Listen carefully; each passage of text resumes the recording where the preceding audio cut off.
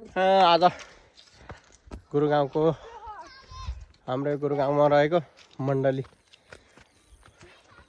त्यो टावरमा घुम्न आएका हामी सबैजना दसैँको बेलामा।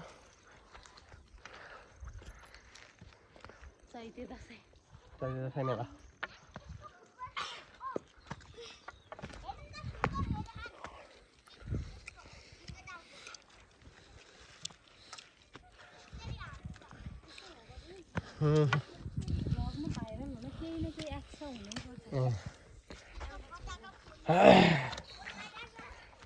यति उकालो तर वास्तवमा त्यस्तो उकालो होइन, वास्तवमा चाहिँ उकालै हो।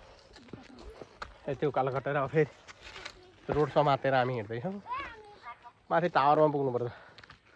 राम राम फोक्सै निस्किया जस्तो हुँदैछ। हिँडिरहेकै हो। यो यति रमाइलो गाउँ, यति रमाइलो गाउँ थियो। यो गाउँ कतिचोटि ओहोरदोहोर गरिन्थ्यो। अहिले एकचोटि त टावरमा पुग्नको लागि चाहिँ माथि टावरमा पुग्नलाई हामी आएको। प्याकै प्याकै पऱ्यो।